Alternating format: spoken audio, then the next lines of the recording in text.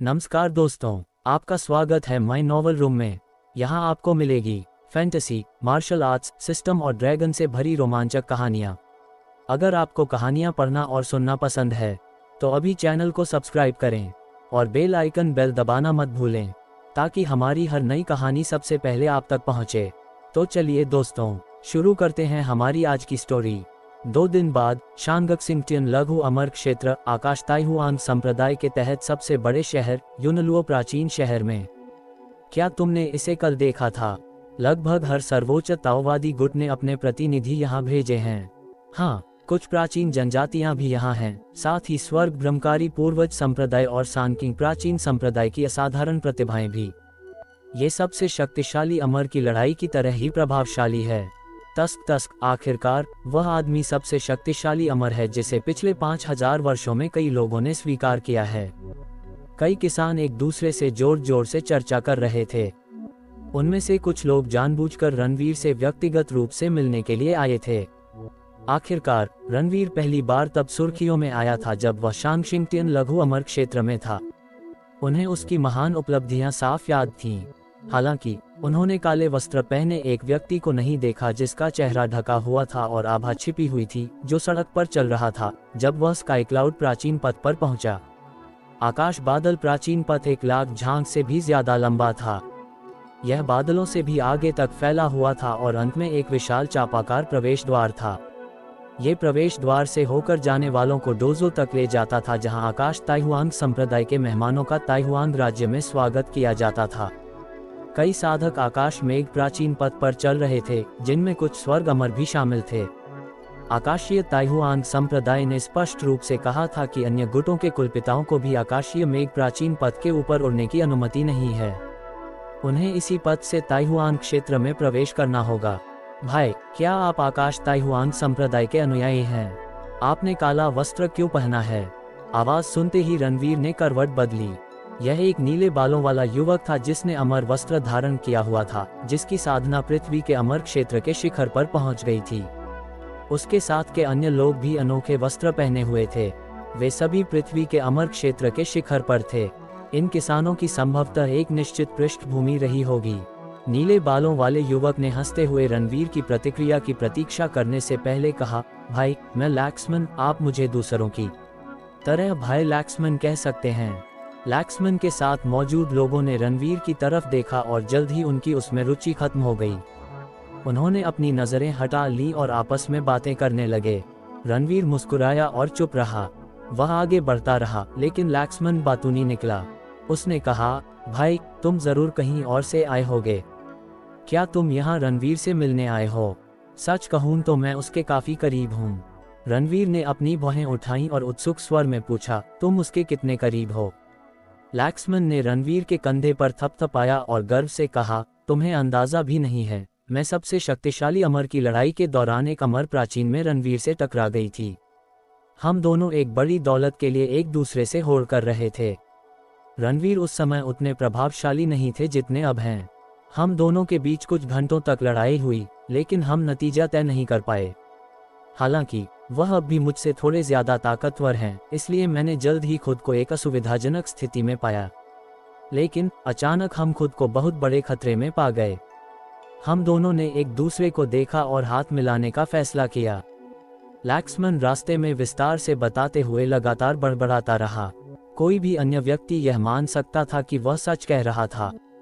वे जल्द ही sky cloud प्राचीन पथ के अंत तक पहुंच गए।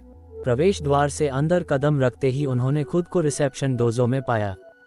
डोजो आमतौर पर सुनसान और शांत रहता था, लेकिन अब वहां स्काई ताइहुआन संप्रदाय के 500 से अधिक बाहरी और आंतरिक शिष्यों की भीड़ थी, जिसके परिणामस्वरूप वहां हलचल का माहौल था।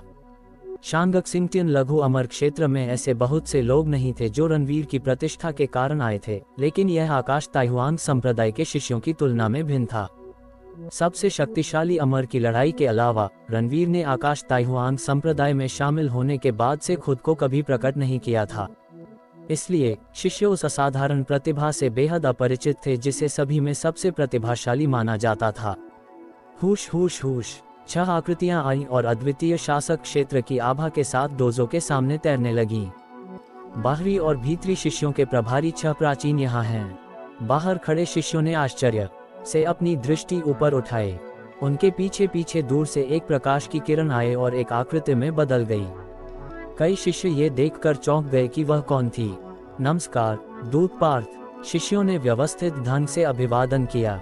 दूत पार्थ सफलतापूर्वक 9 स्वर्गों का सर्वोच्च शासक बन गया था और शांगशिंगटियन लघु अमर क्षेत्र के प्रतिष्ठित अधिकारियों में से एक बन गया था। रणवीर की उससे आखिरी मुलाकात के बाद से उसकी प्रतिष्ठा में काफी सुधार हुआ था। ये दूत पार्थ है। लैक्समैन और उसके बगल में खड़े युवक चौंक गए। दूत पार्थ ने जल्दी से डोजो को स्कैन किया और अंततः अपनी आंखें लैक्समैन की दिशा में टिका दी। हाँ, दूत पार्थ ने मुझे पहचान लिया। भाई, शायद आपको ये पता न हो, लेकिन मेरे पिता और मैं कुछ महीने पहले दूत पार्थ से व्यक्तिगत रूप से मिलने गए थे। दूत पार्थ ने मेरी तारीफ भी की थी, लैक्समैन ने उत्साह से कहा। हालांकि इससे पहले कि वह अपनी बात पूरी कर पाता, दूत पार्थ ने बड़बड़ाते हुए कहा, रणवीर, अगर आप पहले ही वापस आ चुके हैं तो आप अभी भी क्यों छिपे हुए हैं? ये शब्द भीड़ में जोरदार ताली बजाने जैसा था। शिष्य, लैक्समैन और उसके मित्र चौंक गए। सबसे शक्तिशाली अमर, रणवीर पहले से ही यहाँ था। रणवीर के चेहरे पर एक शांत मुस्कान थी। उसने अपना काला चोगा उतार दिया। उसके नीले लाल बाल हवा में लहरा रहे थे जैसे ही उसने अपनी मुट्ठियां भींची। शिष्य रणवीर, दूत पार्थ और साथी बुजुर्गों का अभिवादन करते हैं। उसने तुरंत ही सबका ध्यान अपनी ओर आकर्षित कर लिया। लैक्समैन और अन्य युवकों की आंखें अविश्वास से चौड़ी हो गईं। जिस युवक के साथ वे रास्ते पर चले थे वह स्वयं रणवीर था। लैक्समैन को तुरंत ही अपना चेहरा जलने लगा जब उसे याद आया कि कैसे वो रास्ते में रणवीर से हुई मुलाकात के बारे में शेखी बघार रहा था। उसका मन कर रहा था कि वो खुद के लिए कोई गड्ढा ढूंढकर उसमें गोता लगा दे। कितनी शर्मनाक बात है, उसने अपने ऊपर बहुत बड़ी शर्म लादी थी। वह रणवीर के सामने सबके सामने शेखी बघार रहा था। इस बीच कई आकृतियां तेजी से डोजो की ओर बढ़ीं। उनमें शांगशिंगटियन लघु अमर क्षेत्र के अद्वितीय प्रतिभाशाली लोग शामिल थे, जिनमें वान शियाओ, तलवार देवता अनिल और अन्य शामिल थे। जब दूत पार्थ वहां पहुंचे तो वे तुरंत वहां आ गए। किन, रणवीर, बिलाल, तलवार, भगवान अनिल और अन्य लोग जैसे ही रणवीर को देखते ही चौंक गए। रणवीर, अचानक डोजो के ऊपर एक जोरदार गर्जना गूंज उठी। सफेद हरी आंखों और कमर तक पहुंचते लंबे सफेद बालों वाला एक बूढ़ा आदमी गुस्से से भरा चेहरा लिए हुए आया। उसकी पीठ पर एक प्राचीन तलवार थी। बूढ़े आदमी से एक चौंकाने वाली आभा निकल रही थी। यह आभा पूरे डोजो में एक बड़े तूफान की तरह फैल गई। शिष्य, लैक्समैन और उसके दोस्त और अद्वितीय प्रतिभाएं पूरी तरह से अचंभित थे। जिनकी खेती कमजोर थी, उनके चेहरे तुरंत पीले पड़ गए। ये चरम जीवित द्वार सुप्रीम कैंगलांग का एक अधिकार है, एक आंतरिक शिष्य ने अचानक कहा। रणवीर, शिष्यों को अभी वापस दे दो। और अधिक गुस्से भरी चीखें सुनाई देने लगीं। एक अधेड़ उम्र का आदमी जिसके कपड़ों पर काली धारियां थीं, एक गोरी त्वचा वाली युवती जिसके बाल जूड़े में बंधे थे और एक बूढ़ा आदमी जिसकी आंखें बंद थीं और चेहरा झुर्रियों से भरा था, एक साथ दिखाई दिया। वे पुनर्जन्म संप्रदाय के सर्वोच्च अंगुआंग, भ्रमात्मक अमर दाव द्वार के सर्वोच्च लिंगलुओ और आकाश विरासत संप्रदाय के सर्वोच्च मणि थे। उनके अलावा एक धुंधला चेहरा और बर्फीली आभा वाला एक मध्यम आयु वर्ग का व्यक्ति, लाल आंखों और भावहीन चेहरे वाला एक बूढ़ा व्यक्ति जो एक लकड़ी का डंडा पकड़े हुए था, एक अनोखी खुशबू वाला घूंघट अपने चेहरे पर पहने एक खूबसूरत महिला और बर्फीले सफेद बालों वाला एक युवक भी दिखाई दिया। वेगू जनजाति, सुप्रीम तिलक। नोग्यान जनजाति, सर्वोच्च आरब। सैनकिंग प्राचीन संप्रदाय, सुप्रीम हान। दाओ एग्जीक्यूशन गेट, सुप्रीम हुआ। 8-9 स्वर्ग सुप्रीम आ चुके थे। आसमान बिजली की चमक से बेहद काला हो गया था। चारों तरफ तेज हवा के झोंकों से दरार टूटने लगी और जमीन भी जोर जोर से हिलने लगी। 9 स्वर्गों के सर्वोच्च देवता अपनी शानदार आभाओं को प्रकट करते हुए अत्यंत क्रोध के साथ प्रकट हुए थे। शिष्यों, बिलाल, तलवार देवता अनिल और बाकी अद्वितीय प्रतिभाओं के चेहरे पीले पड़ गए। उनके शरीर बेकाबू होकर कांप रहे थे। वे 8 टाइटन्स के सामने चींटियों के झुंड की तरह थे। ये 9 स्वर्ग सर्वोच्च एक ही समय में रणवीर और आकाश ताइहुआंग संप्रदाय पर दबाव डालने के लिए आ गए हैं। बिलाल ने तुरंत रणवीर की ओर देखा। ये देखकर उसकी आंखें चौड़ी हो गईं। रणवीर के चारों ओर हो रहे जबरदस्त दबाव और भयावह दृश्य के बावजूद वह शांत रहने में सक्षम था और उसके मन में अभी भी डर का कोई निशान नहीं था। यदि वे 8-9 स्वर्गों के सर्वोच्चों के सामने चींटियां थे तो रणवीर ऐसे व्यवहार कर रहा था जैसे वह 9 स्वर्गों के सर्वोच्चों के बराबर हो। साथ ही वरिष्ठों, हमारे संप्रदाय के कई शिष्य यहाँ हैं, इसलिए कृपया अपनी आभा वापस ले लें। रणवीर ने मुस्कुराते हुए कहा, यह मेरे खिलाफ काम नहीं करता है। शिष्य और अद्वितीय प्रतिभावान लोग ये शब्द सुनकर आश्चर्यचकित रह गए। यदि वे 8 क्रोधित 9 स्वर्गों के सर्वोच्चों का सामना कर रहे होते तो वे कभी भी शांति से ऐसे शब्द कहने का साहस नहीं करते, भले ही उन्हें पता होता कि उनका जीवन खतरे में नहीं है। आपने अभी अभी क्या कहा? पुनर्जन्म संप्रदाय के सर्वोच्च अंगुआंग और आकाश विरासक संप्रदाय के सर्वोच्च मणि के चेहरे तुरंत काले पड़ गए। उनके शरीर से एक भयानक आभा फूट पड़ी, मानो वह उस स्थान पर भीषण विनाश लाने वाली हो।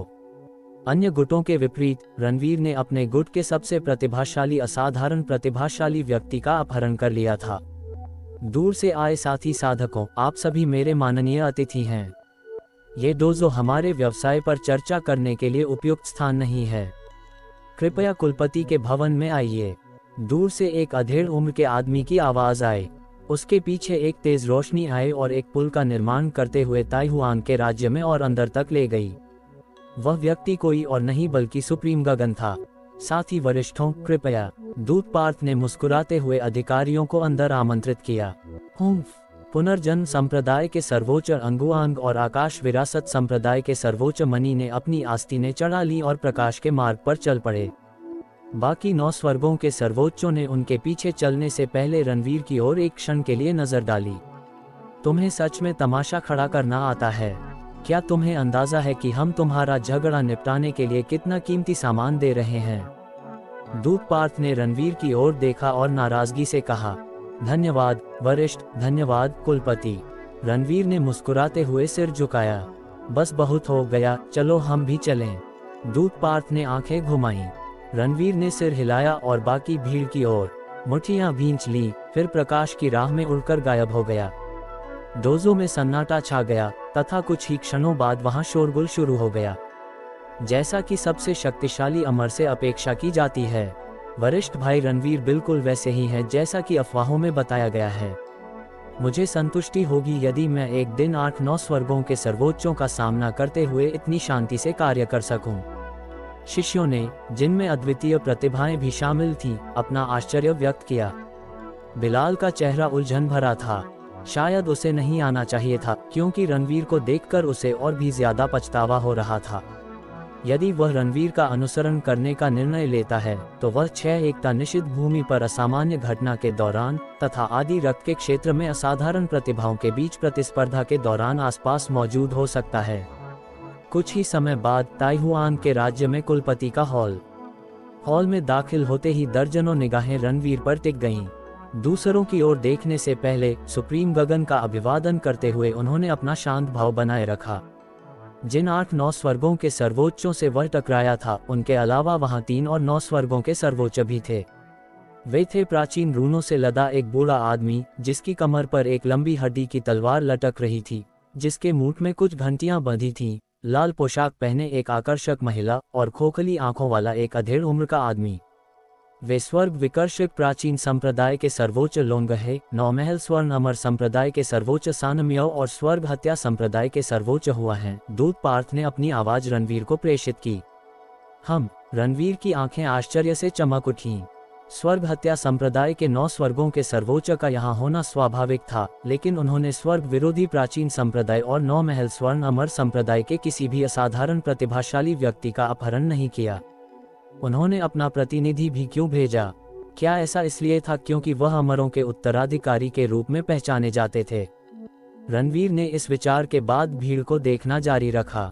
9 स्वर्गों के सर्वोच्च शासक के अलावा कई अद्वितीय शासक भी आए थे और उनमें से अधिकांश प्राचीन जनजातियों के प्रतिनिधि थे, जिनसे उनका कभी सामना नहीं हुआ था। उनके अलावा उनके दाहिनी ओर बैठे लोगों के समूह ने भी उनका ध्यान आकर्षित किया था। उनकी वेशभूषा से अंदाजा लगाया जा सकता है कि वे आकाश ताइहुआंग संप्रदाय, स्वर्ग मायावी पूर्वज संप्रदाय और सांकिंग प्राचीन संप्रदाय के प्रमुख शिष्य थे। उन सभी ने ताओ क्षेत्र की महान सफलता अवस्था प्राप्त कर ली थी, जिससे वे असाधारण प्रतिभाशाली बन गए। उनमें से काले बालों और आंखों में बिजली की चमक वाला एक भावशून्य युवक, कमर के चारों ओर विभिन्न आकारों के 3 प्राचीन शासकों के साथ एक प्राचीन वस्त्र पहने एक अन्य युवक और नीले घूंघट और चमकदार आंखों वाली एक दुबली पतली महिला सबसे अधिक अलग दिख रही थी। उन तीनों ने अद्वितीय शासक क्षेत्र प्राप्त कर लिया था। विशेषकर बिजली जैसी आंखों वाला युवक अद्वितीय शासक क्षेत्र की महान सफलता की अवस्था तक पहुंच गया था। वह डेमेंड्र हैं, हमारे स्काई ताइहुआन संप्रदाय के एक असाधारण प्रतिभाशाली व्यक्ति। अगर आप अचानक प्रकट नहीं हुए तो वह शायद सबसे शक्तिशाली असाधारण प्रतिभाशाली व्यक्ति होंगे और बहुत संभव है कि अगले कुलपति के दूत हों, दूत पार्थ ने कहा। उन्होंने जानबूझकर कुलपति के दूत शब्दों पर जोर दिया। ये स्पष्ट था कि वह किस ओर इशारा कर रहे थे। दूसरा युवक स्वर्गीय मायावी पूर्वज संप्रदाय का सर्वोच्च असाधारण प्रतिभाशाली व्यक्ति है, उसका नाम जयश है। घूंघट ओढ़े महिला सांकिंग प्राचीन संप्रदाय की सर्वोच्च असाधारण प्रतिभाशाली व्यक्ति निधि है। बाकी लोगों के बारे में आपको अंततः पता चल जाएगा कि वे कौन हैं, दूत पार्थ ने कहा। अपने अपने गुटों के 2 प्रथम श्रेणी के असाधारण प्रतिभाशाली व्यक्ति और एक जो लगभग सबसे मजबूत असाधारण प्रतिभाशाली बन गया। रणवीर की आंखों में अमर ज्वालाएं चमक उठीं। डेमेंड्र का यहाँ आना उचित था, लेकिन यदि जयश और निधि भी स्काई ताइहुआन संप्रदाय में आ गए होते तो निश्चित रूप से कुछ गड़बड़ थी। साधक रणवीर, मैं आपसे व्यक्तिगत रूप से मिलने के लिए उत्सुक था। मैं उत्सुक हूँ, क्या मैं जान सकता हूँ कि अमरों में से आपका गुरु कौन है? स्वर्ग विकर्षक प्राचीन संप्रदाय के सर्वोच्च लोंगे ने अचानक पूछा। भीड़ में से कई लोगों के दिल दहल गए। यही वह सवाल था जो उन्हें सबसे ज्यादा परेशान कर रहा था। आखिरकार शीर्ष 4 अमरों का शिष्य होना बाकी 6 अमरों का शिष्य होने से काफी अलग था। इससे उनकी पहचान का भी एक अलग अर्थ निकलता। साधक लोंगे, क्या आप 9 स्वर्गों के सर्वोच्च नहीं हैं? क्या आपको सचमुच लगता है कि यह प्रश्न पूछना उचित है? सर्वोच्च गगन ने ठंडे स्वर में पूछा। वह स्पष्टतः स्वर्ग विकर्षक प्राचीन संप्रदाय का प्रशंसक नहीं था। सुप्रीम लोंगे उदासीनता से हंसे। इसी बीच पुनर्जन्म संप्रदाय के सुप्रीम अंगुआंग ने अपना प्याला मेज पर पटक दिया और ठंडे स्वर में बोले, बहुत हो गई बातें, हमारे शिष्यों को जाने दो। सुप्रीम गगन ने रणवीर को देखा और अपनी भौहें उठाईं। आप दुर्व्यवहार करने वाले शिष्य, आप किसका इंतजार कर रहे हैं? रणवीर उनके सम्माननीय शिष्य थे, इस प्रकार वे तकनीकी रूप से अभी भी गुरु और शिष्य थे। हालांकि भले ही वह कठोर लहजे में रणवीर को एक दुर्व्यवहार करने वाला शिष्य कह रहा था, भीड़ जानती थी कि सुप्रीम गगन रणवीर को बिल्कुल भी दोष नहीं दे रहा था। हाँ मास्टर, रणवीर ने अपनी मुट्ठियां भींच लीं। उसने हाथ सभी असाधारण प्रतिभाओं को आजाद कर दिया। हे भगवान, मैं ठीक हूँ। हो बूढ़े, तुम यहाँ क्यों हो? अजय बहुत खुश हुआ, लेकिन जल्द ही उसके चेहरे पर उलझन की लकीरें उभर आईं। आकाश विरासत संप्रदाय के सर्वोच्च मणि के चेहरे पर तुरंत एक उदास भाव आ गया। क्या हुआ? बाकी असाधारण प्रतिभाएं दंग रह गईं। मैं कहाँ हूँ? क्या चल रहा है? रणवीर, क्या आपने किया? सम्राटेश खुद को जांचते हुए पूछे बिना नहीं रह सका। उसे बोलते सुनकर भीड़ के होंठ मुड़ गए। खांसी सम्राटेश, बात करना बंद करो, मैं समझाता हूँ। पुनर्जन्म संप्रदाय के सर्वोच्च अंगुआंग ने तुरंत हस्तक्षेप किया और सम्राटेश को अपने पक्ष में ले आए। वह सम्राटेश की अजीब आदत से अच्छी तरह वाकिफ था। अगर वह छोटा वाक्य बोलता तो ठीक था, लेकिन जब वह लंबा वाक्य बोलने की कोशिश करता तो कोई भी अवाक रह जाता। बाकी 9 स्वर्गों के सर्वोच्चों ने भी अपने असाधारण प्रतिभाशाली लोगों को सब कुछ बताया। उन्होंने अपने शिष्यों का निरीक्षण किया ताकि यह सुनिश्चित हो सके कि उन्हें कोई नुकसान नहीं पहुंचा है। सुप्रीम गगन और स्काई ताइहुआन संप्रदाय के अधिकारियों के होंठ थोड़े से फड़क उठे। हालांकि उन्हें पहले से ही पता था कि क्या हुआ था, फिर भी वे ये सोचने से खुद को नहीं रोक पाए कि रणवीर ने ये सब प्रत्यक्ष रूप से देखकर कितनी लापरवाही बरती होगी। उसने जो किया वह लारा के पिछले कामों जैसा ही था। कुलपति, मुझे कुछ कहना है, रणवीर ने कहा। ओह, यह क्या है? सुप्रीम गगन ने अपनी भौहें उठाईं, जबकि अन्य लोग आश्चर्यचकित थे। यद्यपि रणवीर ने असाधारण प्रतिभाओं को रिहा कर दिया था, फिर भी संघर्ष अभी तक सुलझा नहीं था। फिर भी वह अन्य गुटों से पहले बोलने की पहल क्यों कर रहा था?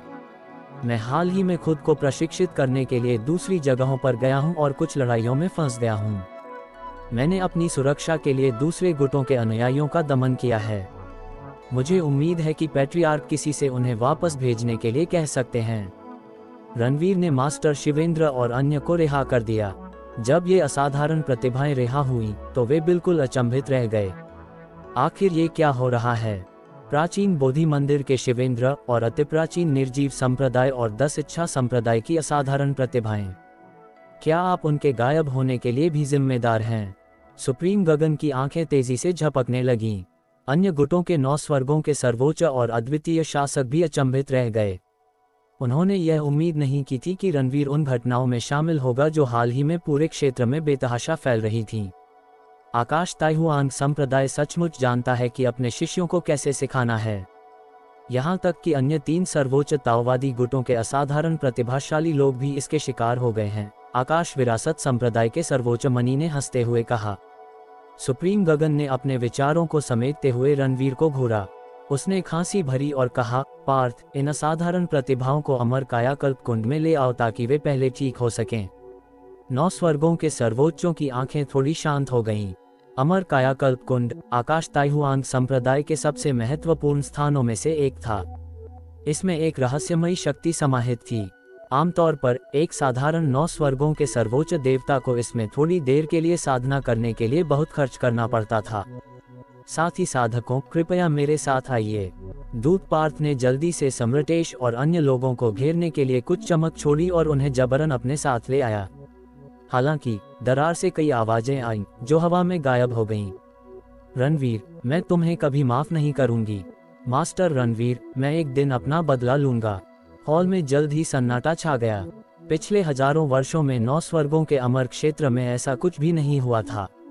अंत में सांकिंग प्राचीन संप्रदाय के सर्वोच्च हानशियांग ने ठंडे स्वर में कहा, रणवीर की साधना, भले ही वह कम उम्र की हो, बहुत प्रभावशाली है। हम अपने शिष्यों को वापस लेने के अलावा रणवीर के साथ एक दोस्ताना द्वंद्व युद्ध कराने आए हैं। आप सब क्या सोचते हैं? ये हो रहा है। भीड़ में से कई लोगों ने अपना चेहरा सीधा कर लिया। सर्वोच्च गगन ने आंखें थोड़ी सिकुड़ी। मायावी अमर दाव द्वार के सर्वोच्च लिंगलुओं ने उनके बोलने से पहले ही मुस्कुराते हुए कहा, साधक रणवीर अकेले ही हमारे गुटों के असाधारण प्रतिभाशाली लोगों को, जिनमें सम्राटेश और अजय भी शामिल हैं, पराजित करने में सक्षम हैं। ये स्पष्ट रूप से दर्शाता है कि उनकी साधना कितनी प्रबल है। मुझे लगता है आज यह एक बेहतरीन मौका है। क्यों न हम दमेंद्र, जयेश और निधि को रणवीर से लड़ने दें? ये दिलचस्प होगा। वेगु जनजाति के सुप्रीम टोन जोर से हंस पड़े। सुप्रीम लिंगलुओ सही कह रहे हैं। इतनी दिलचस्प लड़ाई देखने का यह एक दुर्लभ अवसर है। वास्तव में मुझे आशा है कि साधक गगन इससे सहमत होंगे। मैं ये देखने के लिए उत्सुक हूँ कि शांगशिंग टियन लघु अमरलोक की असाधारण प्रतिभाएं कितनी प्रभावशाली हैं। बिल्कुल, मैं लंबे समय से सबसे शक्तिशाली अमर की ताकत देखना चाहता था। अन्य 9 स्वर्ग सुप्रीमों ने भी इस सुझाव का समर्थन किया। स्काई ताइहुआन संप्रदाय के अधिकारियों की अभिव्यक्ति थोड़ी बदल गई। जयेश और निधि को स्वर्गीय मायावी पूर्वज संप्रदाय और सांकिंग प्राचीन संप्रदाय का सबसे शक्तिशाली असाधारण प्रतिभाशाली माना जाता था। वहीं दमेंद्र उनसे भी ज्यादा शक्तिशाली था। यदि रणवीर उन तीनों का अकेले सामना करता तो वह निश्चित रूप से हार जाता। इसके अलावा ये गुट साफ तौर पर पूरी तैयारी के साथ आए थे। अगर उन्होंने ऐसा करने की हिम्मत की होती, वे रणवीर को इतनी गंभीर चोट पहुंचा सकते थे कि उसे ठीक होने में 10 साल से भी ज्यादा लग सकते थे। सुप्रीम गगन ने शांति से कहा, यह बहुत दिलचस्प सुझाव है, लेकिन मैं खुद इस पर फैसला नहीं कर सकता। हमें उनकी अनुमति भी लेनी होगी। दमेंद्र, क्या आप जयेश और निधि के साथ मिलकर रणवीर से लड़ने को तैयार हैं? बोलते समय उसकी निगाहें तेज हो गईं। दमेंद्र ने शांति से अपने हाथ जोड़े। कुलपति, यदि 9 स्वर्गों के सर्वोच्च देवता इसमें रुचि रखते हैं तो मैं उन्हें निराश नहीं कर सकता। 9 स्वर्गों के सर्वोच्चों के होंठ ऊपर की ओर मुड़े हुए थे। सब कुछ उनकी योजना के अनुसार हुआ। सुप्रीम गगन ने सिर हिलाया। उसने रणवीर की तरफ देखा और कहा, रणवीर, आप कैसी हैं? सवाल पूछते हुए उन्होंने अपनी आवाज में कहा, बच्चे, चिंता मत करो, हम तुम्हारी मदद के लिए तैयार हैं। वे जरूर कुछ करने की फिराक में हैं। तुम उन्हें मना कर सकते हो। रणवीर का दिल थोड़ा गर्म हो गया। उसने इतनी बड़ी गड़बड़ी की थी, फिर भी सुप्रीम गगन और दूत पार्थ ने उसकी वापसी के बाद से एक बार भी उसे दोषी नहीं ठहराया। आकाश ताइहुआन संप्रदाय उसके प्रति बहुत दयालु था। कुलपति, मैं चुनौती लेने को तैयार हूँ। रणवीर ने अपनी मुट्ठियां एक साथ बांधी और कहा। यह बिल्कुल वैसा ही था जैसा वह सोच रहा था। वह इसे क्यों ठुकराएगा? हम सुप्रीम गगन चौंक गया। उसे उम्मीद नहीं थी कि रणवीर इस बात से सहमत होगा। उसके अतिरिक्त 9 स्वर्गों के सर्वोच्च देवता भी आश्चर्यचकित थे। रणवीर, बेतुका मत बनो। उन तीनों का एक साथ आना तुम्हारे बस की बात नहीं है, और वे पूरी तैयारी के साथ आए हैं। तुम्हें इससे जरूर गंभीर चोटें लगेंगी। सुप्रीम गगन ने अपनी आवाज सुनाई। कुलपति, अगर वे मुझे लड़ाई के लिए चुनौती देते हैं तो मैं इसे स्वीकार करूंगा, भले ही मुझे गंभीर चोटें लगें। रणवीर ने अपना सिर हिलाया। आकाश ताइहुआन संप्रदाय ने उसकी बहुत मदद की थी। वह नहीं चाहता था कि आकाश ताइहुआन संप्रदाय उसकी खातिर और कुछ खर्च करे। ओह! सुप्रीम गगन अचानक शब्दों के लिए खो गया था। वह कुछ भूल गया था क्योंकि वह रणवीर की भलाई के बारे में चिंतित था। रणवीर सबसे शक्तिशाली अमर और अमरों का उत्तराधिकारी था। उसके अपने सिद्धांत थे जो अब तक उसके अपने दाव भी बन गए होंगे। वह आगे बढ़ता रहेगा, भले ही उसे पता हो कि रास्ता उसे गहरे रसातल में ले जा रहा है। जैसा कि सबसे शक्तिशाली अमर से अपेक्षा की जाती है, आपका साहस अकेले ही कई असाधारण प्रतिभाओं से बढ़कर है। भ्रमात्मक अमर दाव द्वार के सर्वोच्च लिंगलुओ मुस्कुराए। शेष 9 स्वर्गों के सर्वोच्च शासकों और अद्वितीय शासकों ने भी यही प्रतिक्रिया व्यक्त की। भले ही इस बार उनके पास रणवीर को मारने का कोई मौका नहीं था, फिर भी वे उसे आसानी से जाने नहीं देंगे। चरम जीवित द्वार के सुप्रीम कैंगलांग ने अचानक कहा, रुको। इसने भीड़ का ध्यान खींचा। सुप्रीम कैंगलांग ने ठंडी मुस्कान के साथ कहा, मुझे लगता है कि ये द्वंद्व युद्ध कुछ हद तक अनुचित है। रणवीर सबसे शक्तिशाली अमर है। इसका क्या मतलब है? इसका मतलब है कि उसकी ताकत अमरों में बेजोड़ है। डेमेंड्र, जयश और निधि के हाथ मिलाने पर भी वे द्वंद्व युद्ध बहुत जल्दी हार सकते थे क्योंकि वे रणवीर के सामने कुछ भी नहीं थे। इसलिए यही उचित होगा कि रणवीर अपनी आधी अमर शक्ति को सील कर दे। इस तरह दोनों पक्ष बराबरी पर होंगे, जिससे रणवीर और 3 युवा साधकों को एक आनंददायक द्वंद्व युद्ध का मौका मिलेगा। आकाश ताइहुआन संप्रदाय के अधिकारियों के चेहरे पर ये शब्द सुनकर उदासी छा गई। क्या उन्होंने अभी कहा कि डेमेंड्र, जयश और निधि यदि एक साथ भी आ जाएं तो भी बहुत जल्दी हार जाएंगे? क्या दोनों पक्ष तभी बराबरी पर होंगे जब रणवीर अपनी अमर शक्ति का आधा हिस्सा सुरक्षित कर लेगा? ये सुप्रीम कैंगलांग कितना हास्यास्पद लग रहा था। अगर वह शर्त मानने को तैयार है तो हमें उसके पिछले कामों पर कोई एतराज नहीं होगा, वरना स्काई ताइहुआन संप्रदाय को हमें स्पष्टीकरण देना होगा। सुप्रीम कैंगलांग ने बड़बड़ाते हुए कहा, वह सही है। कृषक कैंगलांग बेहतर जानता है। शेष 9 स्वर्गों के सर्वोच्चों ने सहमति में सिर हिलाया। यह उनकी शुरू से ही योजना थी। डेमेंड्र भावशून्य रहे, जबकि जयश और निधि असहाय भाव से देखने लगे। सुप्रीम गगन अभी बोलने ही वाले थे कि हॉल में जोरदार हंसी का एक जोरदार धमाका हुआ। स्वर्ग हत्या संप्रदाय के सुप्रीम हुआ ने तिरस्कार पूर्वक कहा, ये बकवास है। अगर तुम सोचते हो कि अपनी योजना से तुम रणवीर को गंभीर नुकसान पहुंचा सकते हो तो तुम बहुत भोले हो। मुझे आपको ये बताने में कोई आपत्ति नहीं है कि 9 स्वर्गों के सर्वोच्च क्षेत्र से नीचे कोई भी, चाहे उनकी संख्या कितनी भी हो, रणवीर को हरा नहीं सकता। खुद को शर्मिंदा करना बंद करो। हॉल में तुरंत सन्नाटा छा गया। चरम जीवित द्वार के सर्वोच्च कैंगलांग ने सबसे पहले प्रतिक्रिया दी। वह जोर से हंसा और उपहास करते हुए बोला, साधक हुआ, क्या तुम जानबूझकर रणवीर की निंदा कर रहे हो? रणवीर भले ही शक्तिशाली हो, लेकिन क्या वह ये दावा करने की हिम्मत कर सकता है कि वह 9 स्वर्गों के सर्वोच्च क्षेत्र के नीचे अपराजय है? क्या मजाक है? रणवीर तो बस अद्वितीय शासक राज्य के महानतम सफलता चरण में है। वह अपराजय कैसे हो सकता है? हे, मैं शर्त लगाता हूँ कि महारानी लारा भी यह कहने की हिम्मत नहीं करेगी कि वह अपराजय है, भले ही उस समय उसे कितने भी साधकों का सामना करना पड़ा हो। 9 स्वर्गों के सर्वोच्च और अद्वितीय शासकों ने तिरस्कार भरी निगाहों से अपनी टिप्पणियां दी। वे सुप्रीम हुआ के शब्दों को गंभीरता से नहीं ले रहे थे। रणवीर को बदनाम करने के लिए ऐसे शब्द कहने की उसकी योजना कितनी नीच थी। सुप्रीम हुआ ने दयनीय दृष्टि से कहा, कुएं की तलहटी में मेंढकों का झुंड है। मैं तुम सबको ये समझाने में बहुत आलसी हूँ। खैर, मैंने तुम्हें पहले ही चेतावनी दे दी है। स्वर्ग विकर्षक प्राचीन संप्रदाय के सर्वोच्च लोंगे ने हंसते हुए कहा, साधक हुआ, बस बहुत हो गया। अगर रणवीर सचमुच अपराजय है तो हम सर्वोच्च कैंगलांग के सुझाव के अनुसार रणवीर को 3 युवा साधकों के विरुद्ध द्वंद्व युद्ध क्यों नहीं करने देते? स्काई ताइहुआन संप्रदाय के अधिकारियों के चेहरे पर अप्रसन्नता थी। यहाँ तक कि सुप्रीम गगन के माथे पर भी नीली नसें उभर आई थीं। उन्होंने मान लिया कि सुप्रीम कैंगलांग और सुप्रीम हुआ एक दूसरे की प्रतिध्वनि कर रहे थे। हालांकि इससे पहले कि कोई कुछ बोल पाता, रणवीर ने शांति से कहा, अगर ऐसा है तो मैं अपनी अमर शक्ति का आधा हिस्सा सील कर दूंगी। सुप्रीम गगन ने तुरंत इसके खिलाफ सलाह देने के लिए अपनी आवाज भेजी, रणवीर, ये स्पष्ट रूप से नियमों के खिलाफ है। रणवीर ने नजरें उठाकर कहा, कुलपति, चिंता मत कीजिए, मैं आवेग में आकर काम करने वालों में से नहीं हूँ। मैं इसे संभाल सकता हूँ। सुप्रीम गगन ने जब रणवीर की आंखों में दृढ़ संकल्प देखा तो उनके शब्द गले में अटक गए। थोड़ी देर बाद उन्होंने बेबसी से हाथ हिलाया और कहा, जो भी आप कहें। ऐसी परिस्थितियों में रणवीर को और सलाह देना उसके लिए अनावश्यक था। उसने इसे सिर्फ रणवीर के लिए एक सबक समझा। हो सकता है कि यह उतना बुरा न हो जितना उसने सोचा था। हालांकि चूंकि यह सिर्फ एक दोस्ताना द्वंद्व युद्ध है, इसलिए आप इसे ज्यादा नहीं करेंगे। आपको अपनी जान तक लड़ने की कोई जरूरत नहीं है। ये द्वंद्व युद्ध सिर्फ 1000 सांसों तक चलेगा, सुप्रीम गगन ने दृढ़ता से कहा। महान, सुप्रीम कैंगलांग ने दूसरों की ओर देखा और सिर हिलाया। उन्हें जो चाहिए था वो मिल ही गया था। अगर वे और दबाव डालते तो शायद मनचाहे नतीजे के उलट नतीजा निकलता। इसके अलावा द्वंद्व युद्ध के लिए 1000 सांसें ही काफी थीं। द्वंद्व युद्ध यही होगा। सुप्रीम गगन ने अपनी उंगली हिलाई और हॉल में कुछ 1000 से अधिक झांक के क्षेत्र को घेरने वाला एक प्रकाश अवरोध बुलाया।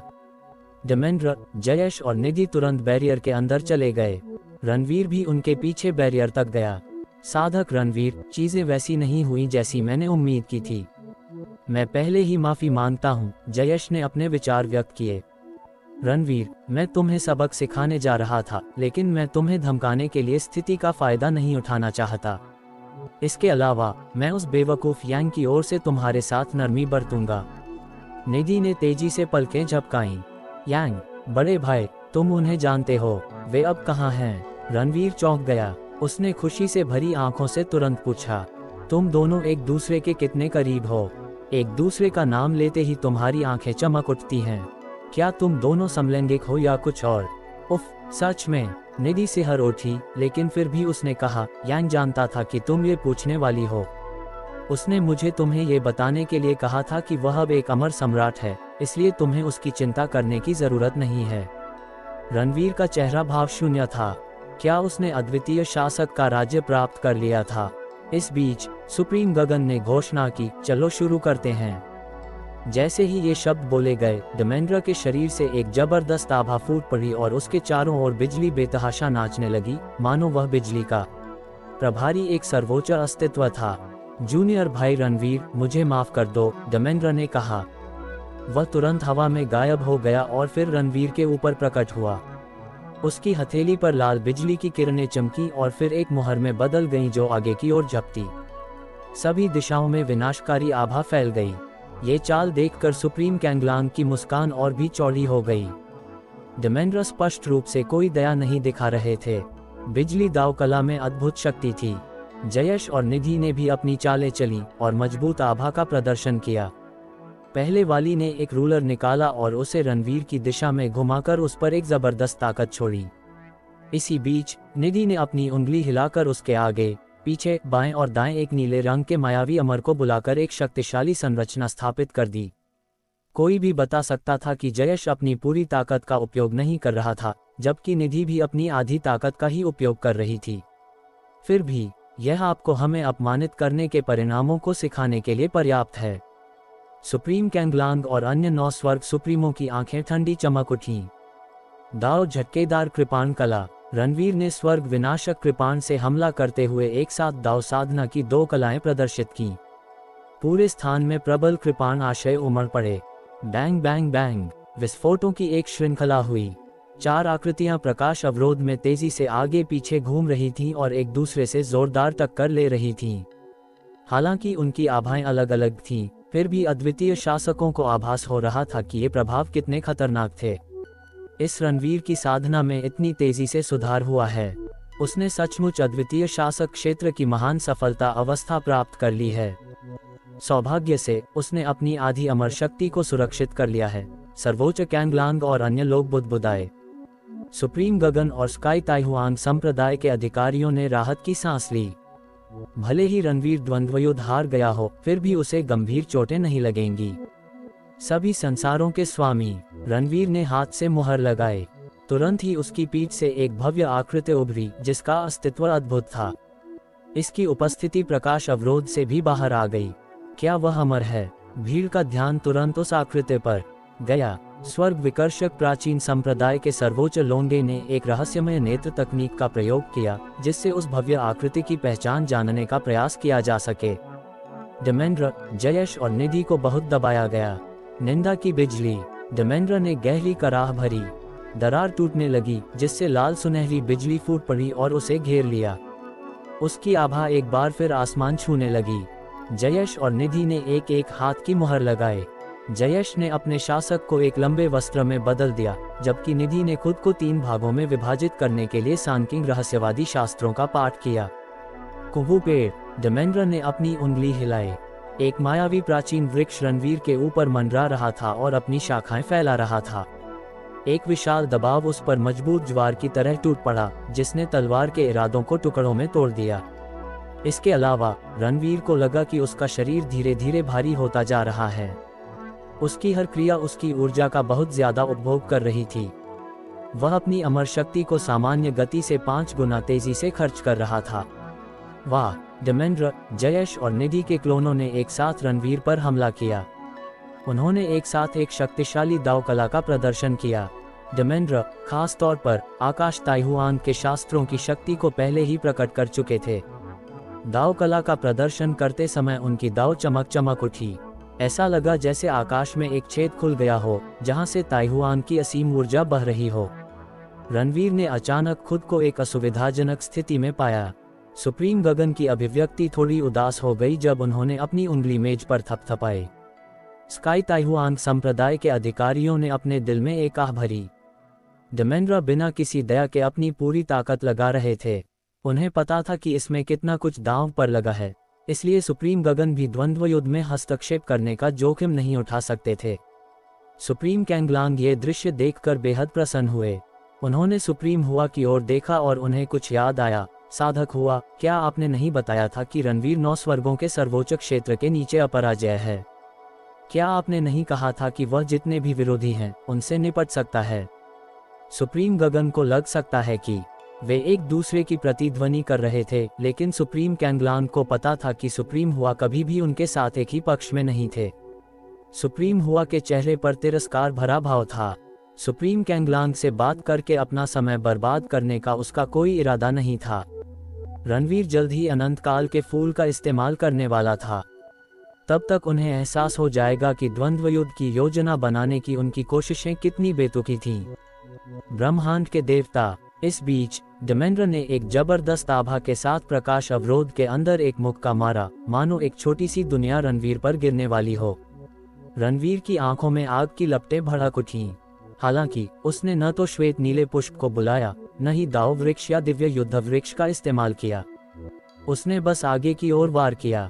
ये वार उससे भिन्न नहीं था जो उसने पहले किया था। फिर भी जब दोनों सेनाएं एक दूसरे से टकराईं तो एक अजीब दृश्य देखने को मिला। हम सुप्रीम गगन और 9 स्वर्ग सुप्रीम बिल्कुल अचंभित थे। टक्कर के बाद भीड़ को बस दरारों से भरी एक छोटी सी दुनिया दिखाई दे रही थी। धर्मेंद्र ने मुक्का मारने से पहले जो ऊर्जा जमा की थी उसका सिर्फ 5वां हिस्सा ही बचा था। अभी क्या हुआ? धर्मेंद्र आश्चर्यचकित रह गए। उसने अभी जो दाव कला का प्रयोग किया था वह आकाश ताइहुआन के शास्त्रों से ली गई एक चाल थी। यह एक छोटे से संसार को अपनी सहायता के लिए बुलाने में सक्षम थी, जिससे उसकी क्षति काफी बढ़ गई। यद्यपि उन्हें उम्मीद नहीं थी कि यह कदम रणवीर को गंभीर नुकसान पहुंचाएगा, फिर भी उन्होंने मान लिया कि अपनी उत्कृष्ट साधना के बावजूद रणवीर को इससे उबरने के लिए उनके तुरुप के पत्ते पर निर्भर रहना होगा। जैसा मैंने सोचा था। रणवीर की आंखें आश्चर्य से चमक उठीं। 3 असाधारण प्रतिभाओं के साथ द्वंद्व युद्ध के दौरान उन्हें एक आश्चर्यजनक खोज मिली। उन्हें एहसास हुआ कि वे उनके आकाशीय ताइहुआन शास्त्रों, स्वर्गीय भ्रमात्मक प्राचीन शास्त्रों और सांकिंग रहस्यमय शास्त्रों की कमजोरियों को देख पा रहे थे।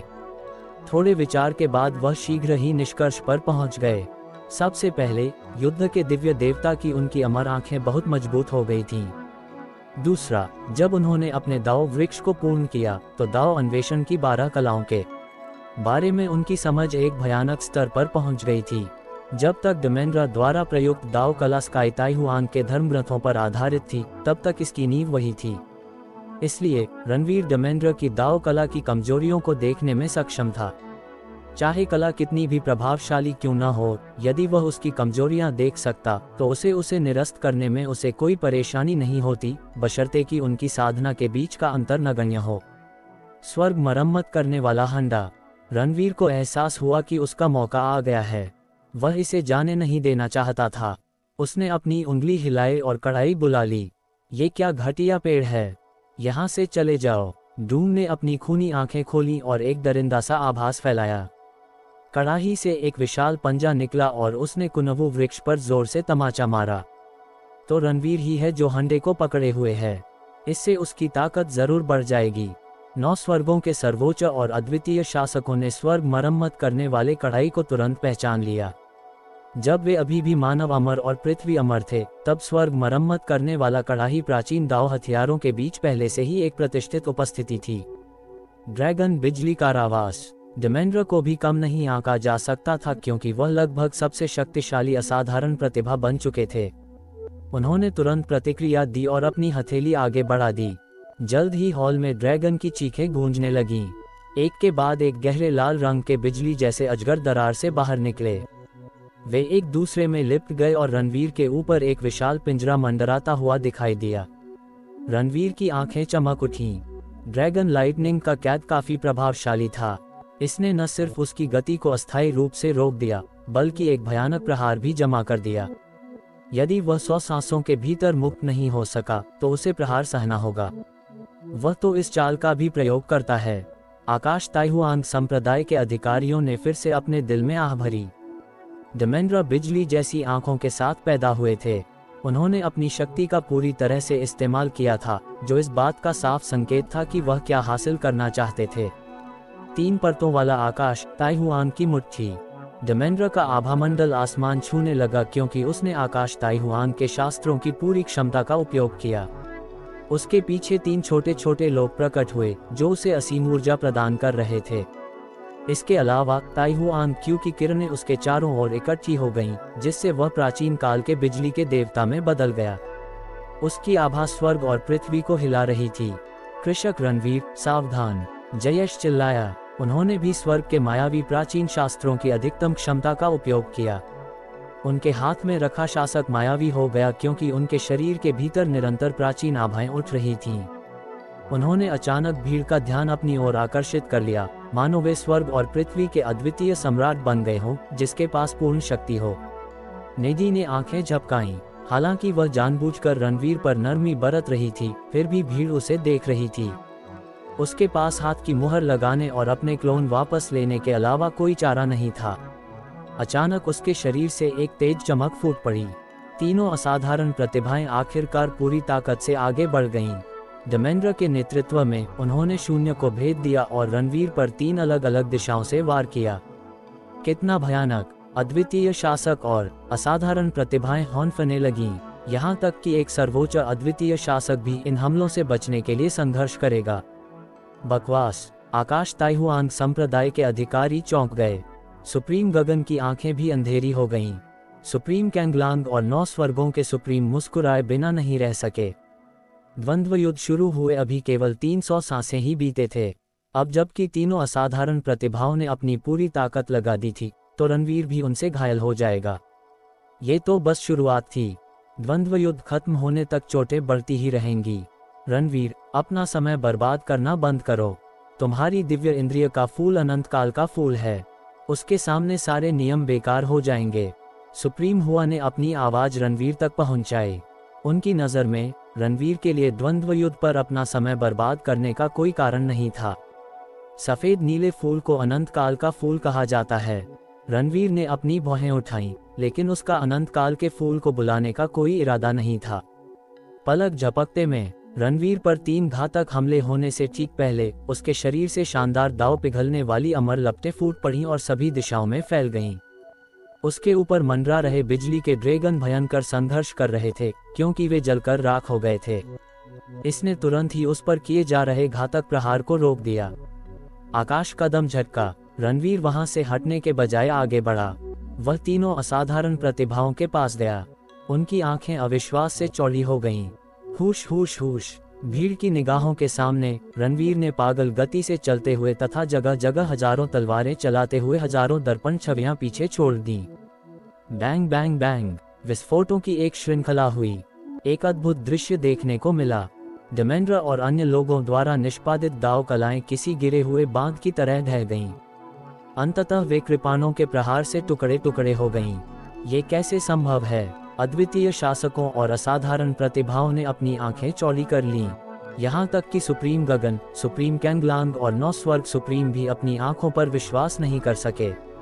वे इस बात से आश्चर्यचकित नहीं थे कि रणवीर घातक प्रहारों से बचने में कामयाब रहा, लेकिन उसने उन्हें बेअसर करने के लिए कोई विशेष चाल भी नहीं चली। हे भगवान, सुप्रीम हुआ ने अवचेतन रूप से शाप दिया। उन्होंने शुरू में सोचा था कि हमलों को नाकाम करने के लिए रणवीर को अनंत काल के फूल पर निर्भर रहना होगा। भले ही उसने अनंत काल के फूल का उपयोग नहीं किया हो, फिर भी उसे किसी उल्लेखनीय चीज पर भरोसा करना था। उनके आश्चर्य की बात यह थी कि रणवीर ने 3 असाधारण प्रतिभाओं की दाव कलाओं को आसानी से निष्प्रभावी कर दिया। 10 अमरों में से शीर्ष 4 का एक पैर दूसरे लोक में था, जबकि 5वां अमर 9 स्वर्गों में दाव का सबसे शक्तिशाली गुरु माना जाता था।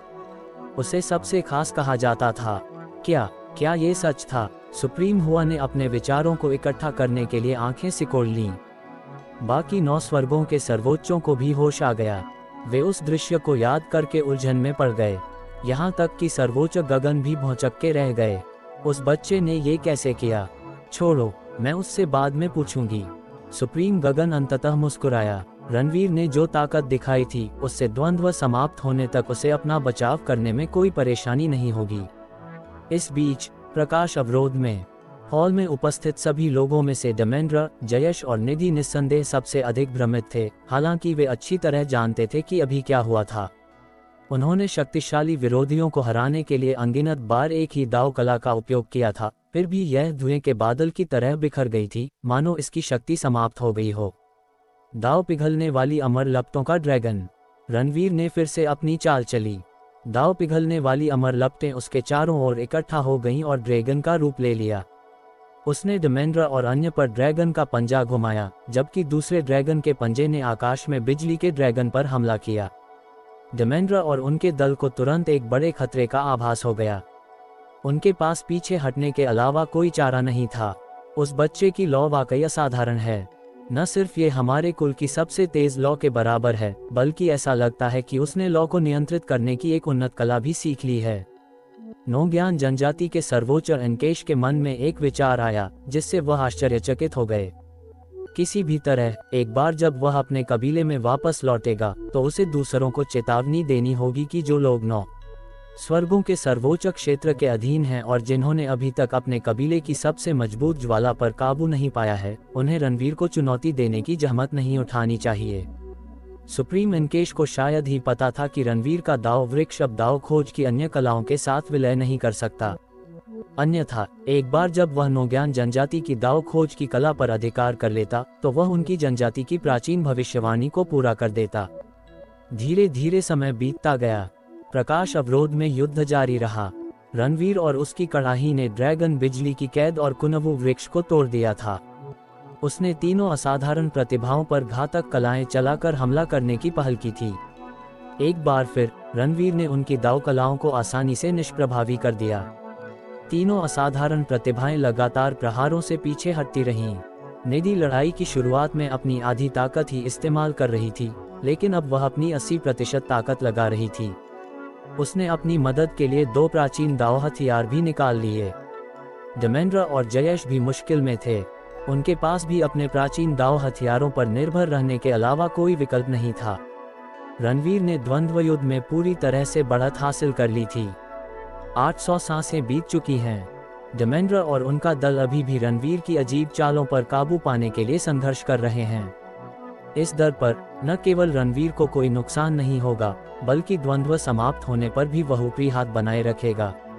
अद्वितीय शासक और असाधारण प्रतिभाएं आश्चर्यचकित हो गईं।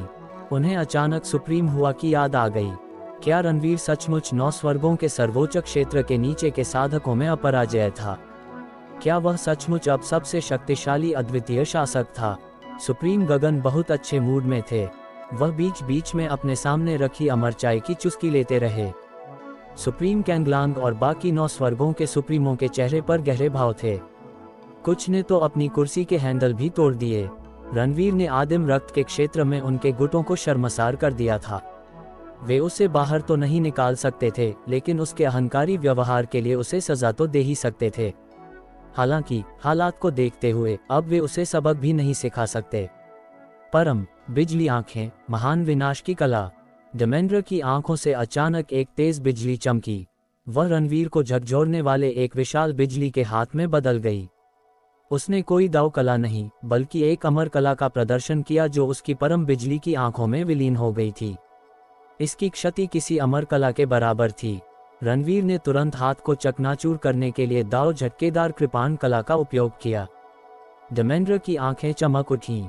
वह चिल्लाया, दाव कलाएं बंद करो, अमर कलाएं इस्तेमाल करो। जयश और निधि ने तुरंत अपनी हस्त मुद्राएं बदल दीं। रणवीर ने पूरे स्थान पर तलवारों का प्रयोग जारी रखा, लेकिन डेमेंड्र और उनके दल ने देखा कि उनकी अमर कलाएं उनकी दाव कलाओं जितनी कमजोर नहीं थीं। क्या अमर कला का उपयोग काम करेगा? भीड़ ने भी असामान्य स्थिति को नोटिस किया। हालांकि सुप्रीम कैंगलांग और अन्य लोगों ने अपनी अप्रसन्नता बरकरार रखी। डेमेंड्र और उनके दल को ये बात थोड़ी देर से समझ आई। द्वंद्व शुरू हुए 900 सांसें बीत चुकी थीं। उनके पास ज्यादा समय नहीं बचा था। इसके अलावा अमर कलाएं दाव कलाओं से काफी कमजोर थीं। हालांकि डेमेंड्र और उनके दल को संख्याबल में बढ़त हासिल थी, फिर भी वे फिलहाल रणवीर के बराबर ही थे। मुझे सुप्रीम गगन के सुझाव से सहमत नहीं होना चाहिए था, सुप्रीम कैंगलांग ने धीरे से कहा। अगर ये द्वंद्व युद्ध सचमुच 2000 सांसों तक चला तो डेमेंड्र और उसका दल शायद पासा पलट सकते थे। अपनी पहले से तैयार चाल से वे रणवीर को गंभीर रूप से घायल कर सकते थे। प्रकाश अवरोधक क्षेत्र में लड़ाई जारी रही, जिसके परिणामस्वरूप जोरदार दुर्घटनाएं हुईं। रणवीर डेमेंड्र और उसके दल के साथ उलझा हुआ था। तीनों असाधारण प्रतिभाओं ने अपनी अमर कलाओं का उपयोग करके धीरे धीरे बढ़त हासिल कर ली थी। केवल 10 सांसें शेष हैं, एक अद्वितीय शासक ने अचानक कहा। आकाश ताइहुआन संप्रदाय के अधिकारियों ने भी राहत भरी सांस ली।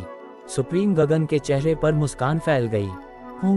सुप्रीम कैंगलांग और 9 स्वर्ग सुप्रीमों को बेचैनी महसूस हो रही थी। अब उनके पास स्थिति को बदलने का समय नहीं था। द्वंद्व युद्ध बराबरी पर समाप्त होगा।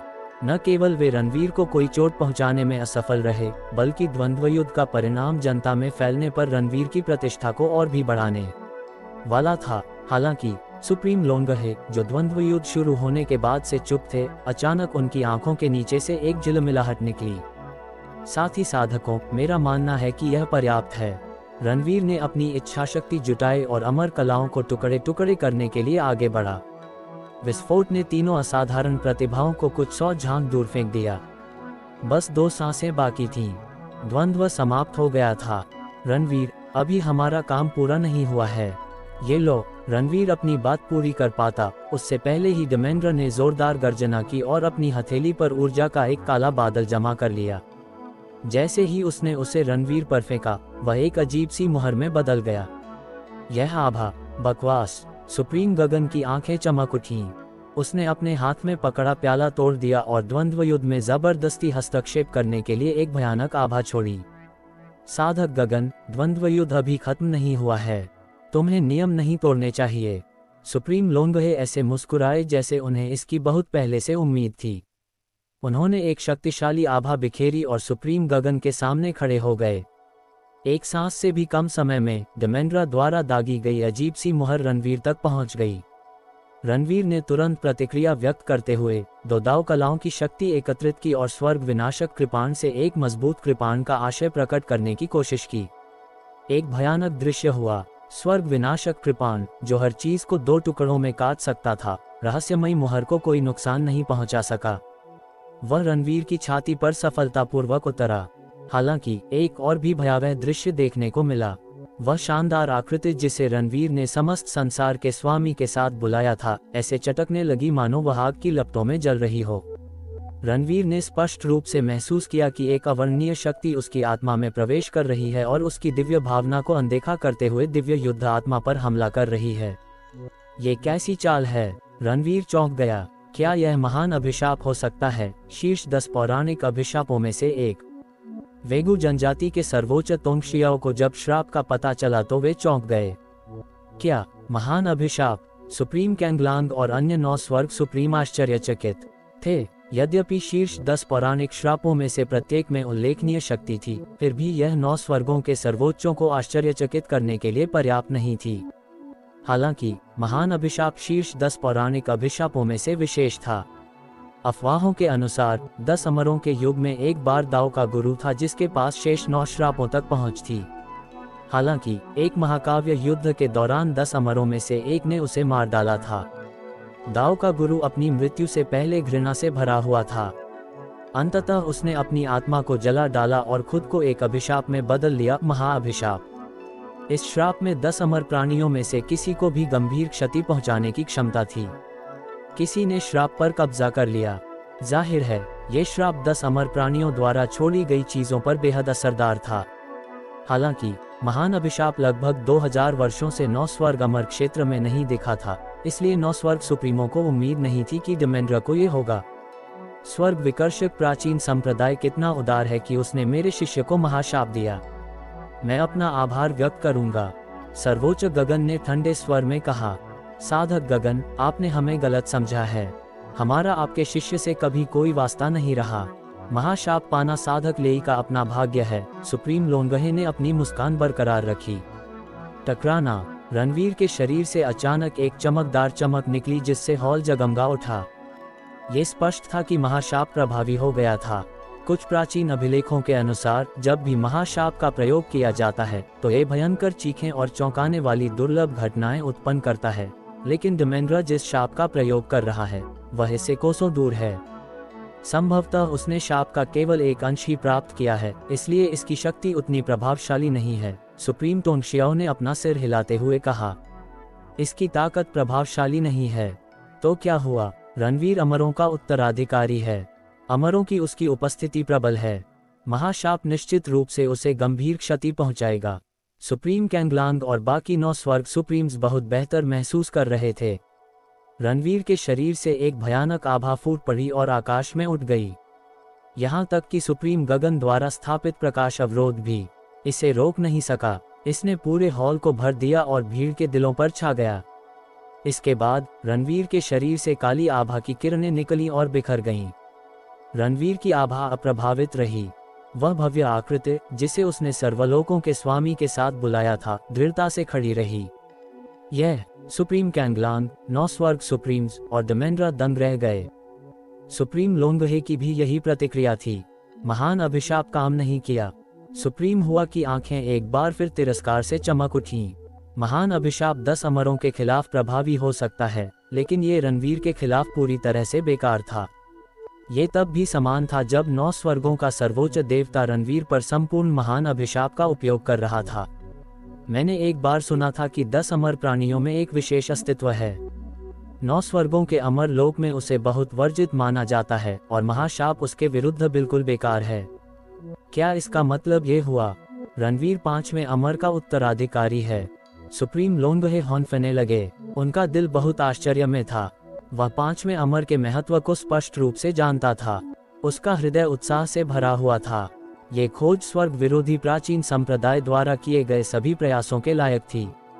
समय समाप्त हो गया है। द्वंद्व समाप्त हो गया है। साधकों, मुझे विश्वास है कि आप सभी परिणाम से संतुष्ट होंगे। सुप्रीम गगन ने हॉल में सन्नाटा तोड़ते हुए कहा। साधक रणवीर की शक्ति सचमुच असाधारण है। इसे प्रत्यक्ष देखकर मैं बहुत प्रभावित हुआ हूँ। बधाई हो साधक गगन। उनकी प्रतिभा वास्तव में महारानी लारा के बराबर है। सुप्रीम कैंगलांग और 9 स्वर्ग सुप्रीमों ने अपने विचारों को इकट्ठा करने के बाद मुस्कुराने की कोशिश की। सुप्रीम गगन ने सिर हिलाया। उसने डिमेंड्रा की ओर देखा और भावशून्यता से कहा, तुम्हें अपने गुरु के पास जाना चाहिए। डिमेंड्रा के चेहरे पर हल्की सी चमक आ गई। उसने अपनी मुट्ठियां भींच ली और चला गया। भीड़ जानती थी कि सुप्रीम गगन और अधिकारी उसे उसके किए की सजा देने वाले थे। साधक रणवीर, यह मेरा बिल्ला है। मुझे उम्मीद है कि हम प्रथम अमर लोक में फिर से मिलेंगे और एक और द्वंद्व युद्ध करेंगे, जयेश ने कहा। रणवीर, यह मेरा है, जब समय आएगा। तांग, वह लड़का और मैं भी प्रथम अमर क्षेत्र में जाएंगे, निधि ने कहा। ठीक है, रणवीर मुस्कुराया और बैज प्राप्त किया। उन्हें ये स्वीकार करना पड़ा कि स्वर्ग ब्रह्मकारी पूर्वज संप्रदाय और सांकिंग प्राचीन संप्रदाय के ये दो सबसे मजबूत असाधारण प्रतिभाशाली लोग अपने तरीके से वास्तव में प्रभावशाली थे। यदि यह जीवन और मृत्यु की लड़ाई होती तो वह उन्हें इतनी आसानी से नहीं हरा पाता। साथ ही साधकों, मेरे गुरु ने मेरे शिष्य के कुकर्मों के बारे में सुना है। मैं उसे दंड देने के लिए अपने गुरु के पास ले जाऊंगा। ज्येष्ठ जन तुम्हारा ध्यान रखेंगे, सर्वोच्च गगन ने कहा। कृषक गगन बहुत विनम्र हो रहे हैं। सुप्रीम कैंगलांग और अन्य लोगों ने अपनी मुस्कान बरकरार रखी। उसे सजा दें, ऐसा किसी भी तरह नहीं होने वाला। न केवल आपके स्काई ताइहुआन संप्रदाय के पुराने लोग रणवीर को उसके किए के लिए दोषी नहीं ठहराएंगे, बल्कि वे उसे अगले कुलपति का दूत भी बना सकते हैं। स्काई ताइहुआन संप्रदाय के बुजुर्गों ने कहा। साथ ही वरिष्ठों, आप यहाँ तक बहुत दूर से आए हैं, हमने आपके लिए कुछ अमर मदिरा भी तैयार की है। शिष्य बाहर से बड़े बड़े बर्तन लेकर आए। 9 स्वर्गों के सर्वोच्च देवता एक दूसरे से बातचीत करने लगे। उनके गुटों के असाधारण प्रतिभाशाली लोग कुछ समय के लिए स्काई ताइहुआन संप्रदाय में रहेंगे, इसलिए उन्हें उस स्थान को छोड़ने से पहले अपने शिष्यों के समाप्त होने तक प्रतीक्षा करनी होगी। आप सुप्रीम लोन गए हैं, है ना? सुप्रीम हुआ ने अपना कप उठाया और अपने विचार प्रेषित किए। अगर मैं गलत नहीं हूँ तो आप और अन्य पहले से ही पता लगा चुके हैं कि अमर लोगों में से रणवीर का स्वामी कौन है, क्या मैं सही हूँ? सुप्रीम लोंगहे का दिल धड़क उठा, फिर भी उन्होंने अपनी अभिव्यक्ति बनाए रखी और मुस्कुराते हुए कहा, साधक हुआ, हम भी सच्चाई जानने के लिए उत्सुक हैं। क्या आप हमें बता सकते हैं? सुप्रीम हुआ ने अपने होंठ मरोड़ते हुए कहा, तुम मुझे बेवकूफ नहीं बना पाओगे। खैर, मेरे पास मेरे कुलपिता की ओर से तुम्हारे लिए एक संदेश है। यदि 5वें अमर के उत्तराधिकारी के रूप में रणवीर की पहचान अन्य गुटों को लीक हो जाती है तो 14 के बजाय केवल 13 सर्वोच्च ताओवाद गुट ही बचे रहेंगे। सुप्रीम लोंगहे ने अपनी मुस्कान वापस खींची और कहा, क्या तुम बहुत ज्यादा नासमझ नहीं हो रही हो? अगर रणवीर ने खुद ही इसका पर्दाफाश कर दिया तो क्या होगा? क्या हमें भी दोष लेना होगा? सुप्रीम हुआ के होंठ ऊपर की ओर मुड़ गए। बिल्कुल, मैं तो बस यही कह सकता हूँ, खुद को बदकिस्मत समझो। एक और बात भी है, यदि आप में से कोई भी रणवीर के 9 स्वर्गों का सर्वोच्च बनने से पहले रेखा को पार करने का साहस करता है तो केवल 13 सर्वोच्च ताओवाद गुट ही बचेंगे। बस इतना ही कहना है। अगर आप मुझे माफ करें तो। सुप्रीम हुआ ने अपना कप नीचे रखा और हवा में गायब होने से पहले बुजुर्गों से बात की। सुप्रीम लोंगहे की आधी उत्तेजना गायब हो गई क्योंकि उनकी आंखें बर्फीली हो गईं। इस बीच आकाश ताइहुआन संप्रदाय में तीसरा रहस्यमय छोटा क्षेत्र। जब सुप्रीम गगन उसे यहाँ लाए तो रणवीर चौंक गए। उनके पैरों के नीचे एक विशाल हल्के बैंगनी रंग की घाटी थी, जिसके किनारे पर बादलों से भी ऊंची चोटियों वाले कई ऊंचे पहाड़ों के सामने कई घर बने हुए थे। इसके अलावा उस छोटे से क्षेत्र का हर इंच एक प्राचीन आभा से भरा हुआ था।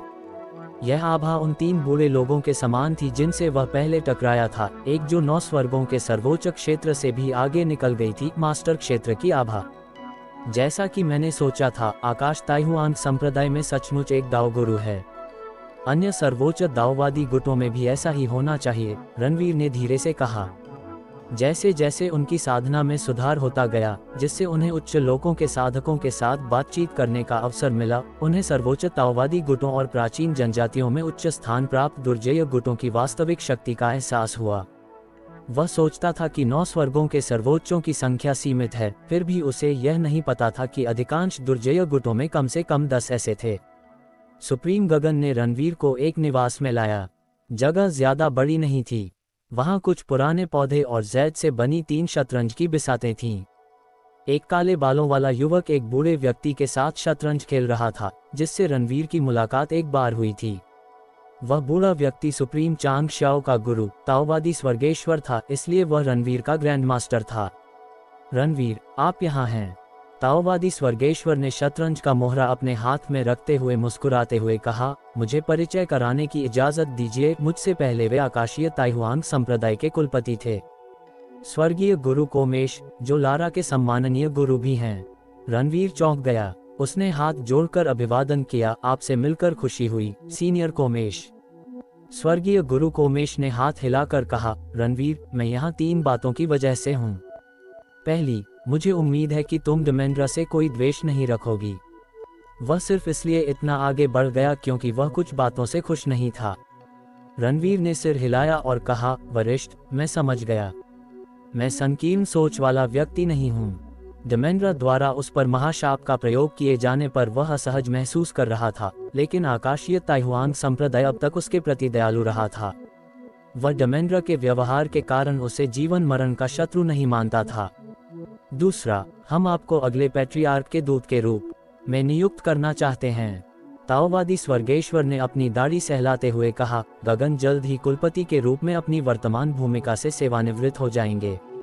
पार्थ उनकी जगह लेंगे, इसलिए अब हमें अगले पद का फैसला करना होगा।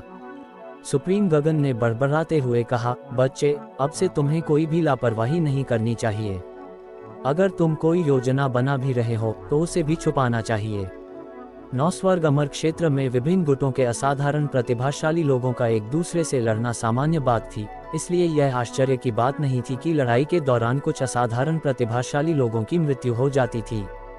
हालांकि रणवीर ने एक साथ इतने सारे असाधारण प्रतिभाशाली लोगों का अपहरण करके निश्चित रूप से अति कर दी थी। रणवीर चौंक गया। उसने कहा, वरिष्ठ, मेरे बारे में इतना अच्छा सोचने के लिए शुक्रिया, लेकिन मुझे डर है कि मैं इस प्रस्ताव से सहमत नहीं हो सकता।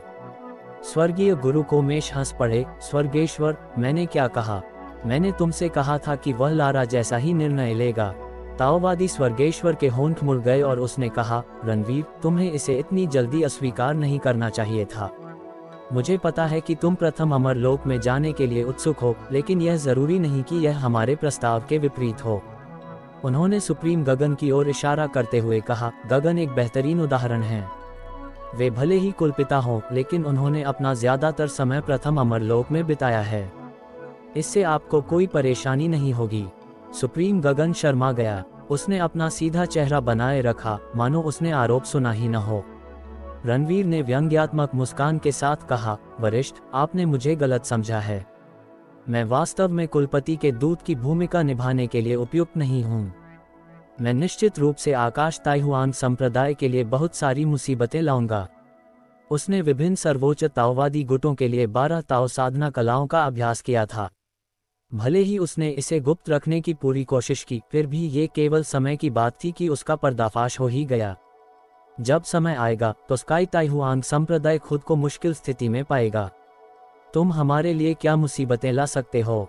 तुम, सुप्रीम गगन ने अचानक कहा। हालांकि सुप्रीम गगन की बात पूरी होने से पहले ही स्वर्गीय गुरु कोमेश ने अपना हाथ हिला दिया।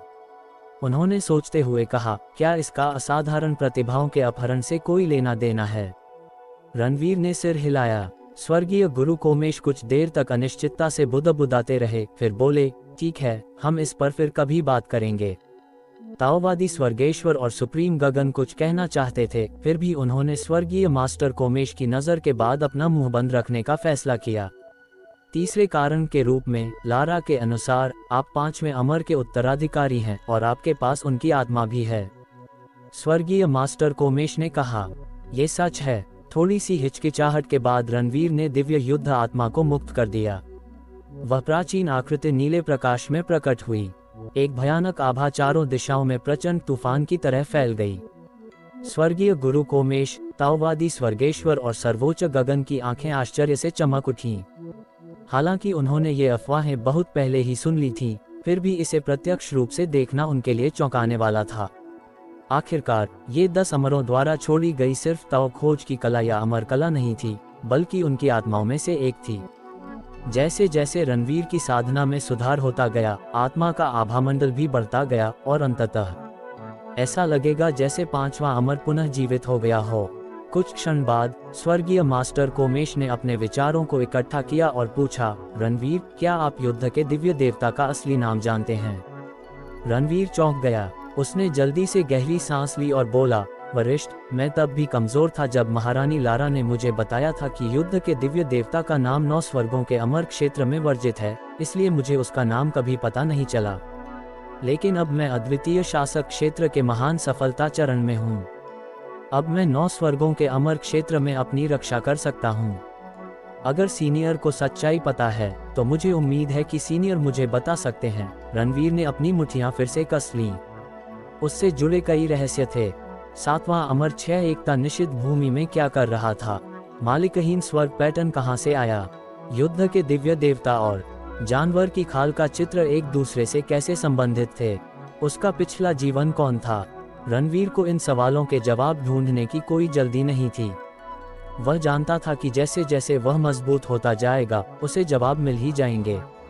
हालांकि जब युद्ध के दिव्य देवता की बात आती थी तो उनका दृष्टिकोण अलग होता था।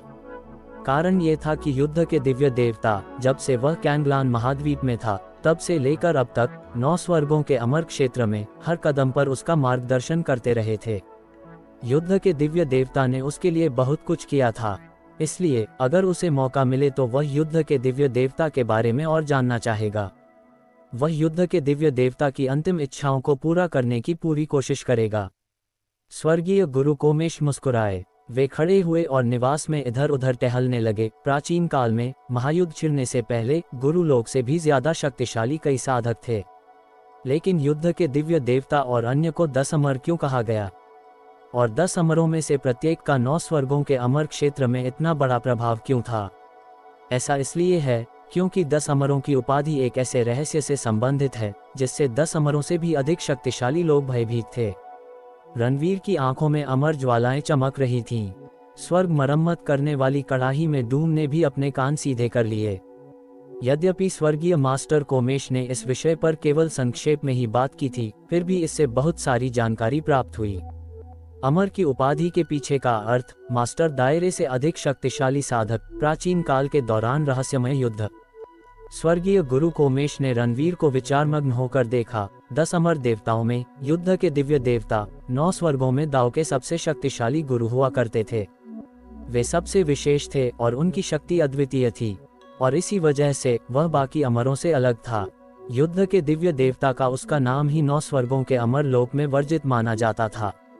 यहाँ तक कि अद्वितीय शासक भी उसका नाम लेने पर खुद को खतरे में पाते थे। लेकिन तुम वाकई बहुत बड़े हो गए हो। अब तुम्हें ये जानने का हक है कि युद्ध के दिव्य देवता का नाम पमेश है। नाम लेते ही राज्य में एक बड़ा तूफान आया। वातावरण अचानक बहुत तीव्र हो गया। रणवीर कांपने से खुद को नहीं रोक सका। पमेश, रणवीर ने भावशून्य चेहरे के साथ बुदबुदाया। जैसे ही उसने ये नाम सुना, उसे ऐसा लगा जैसे उसके दिल में कुछ ऐसा वापस आ गया हो जो लंबे समय से खोया हुआ था। ये वही अनुभूति थी जो उन्हें तब हुई थी जब उन्होंने 10 इच्छाओं के दाव शास्त्रों को सीखने के बाद दाव वृक्ष को पूर्ण किया था। टकराना, नीली रोशनी और प्राचीन आभा जो कि रणवीर के पीछे दिव्य युद्ध आत्मा उत्सर्जित कर रही थी, अचानक आसमान छूने लगी। घर भी जोर जोर से हिलने लगा। हर पौधा, पेड़, ईंट और पत्थर चमकने लगे उस तेज आभा को रोकने की कोशिश में। स्वर्गीय गुरु कोमेश, ताओवादी स्वर्गेश्वर और सर्वोच्च गगन ने सिर हिलाया। जैसा कि उन्होंने सोचा था, रणवीर को युद्ध के दिव्य देवता का नाम सीखने से बहुत लाभ होगा। वरिष्ठ, धन्यवाद। कुछ क्षण बाद रणवीर ने अपने विचारों को इकट्ठा करने के लिए अपनी मुट्ठियां एक साथ बांध लीं। उसका हृदय अवर्णनीय संतुष्टि और आनंद से भर गया। मालिकहीन स्वर्ग पैटर्न बेचैन हो गया क्योंकि बैंगनी सुनहरे क्रिस्टल का एक छोटा टुकड़ा उसमें से निकलकर रणवीर की दिव्य इंद्रिय में स्थित बैंगनी सुनहरे क्रिस्टल में उड़ गया। रणवीर दंग रह गया। युद्ध के दिव्य देवता का नाम जानने के बाद ऐसा कुछ क्यों हुआ? रणवीर, क्या तुम्हें कोई फर्क महसूस हुआ या तुम्हें कुछ याद आया? स्वर्गीय गुरु कोमेश ने चमकती आंखों से पूछा। रणवीर के जवाब देने से पहले ही महारानी लारा की आवाज उसके मन में गूंज उठी। आकाश ताइहुआन संप्रदाय तुम्हारे साथ अच्छा व्यवहार कर रहा है। मैंने उन्हें तुम्हारे बारे में भी बहुत कुछ बताया है। हालांकि मैंने केवल छठे अमर की अटकलों के बारे में थोड़ा सा उल्लेख किया है कि आप अपने युग में कुछ युवा मास्टर हैं। आपके पिछले जन्म की असली पहचान के बारे में बहुत कुछ दांव पर लगा है। फिलहाल आप इसके बारे में जरा सी भी जानकारी लीक नहीं कर सकते। इससे आपको सिर्फ परेशानी ही मिलेगी। रणवीर को एहसास हुआ। उसने स्वर्गीय गुरु कोमेश की ओर सिर हिलाया। वरिष्ठ, मुझे अभी कुछ भी याद नहीं आ रहा। स्वर्गीय मास्टर कोमेश ने सिर हिलाया। रणवीर, मैंने आपको अमर और युद्ध के दिव्य देवता के बारे में जो बातें बताई हैं, उनके संबंध में आपको 9 स्वर्गों के सर्वोच्च बनने से पहले दिव्य युद्ध आत्मा के अस्तित्व को उजागर करने से बचना चाहिए। रणवीर ने भौहें चढ़ाईं और कहा, वरिष्ठ, एक बात मुझे अभी भी समझ नहीं आ रही है।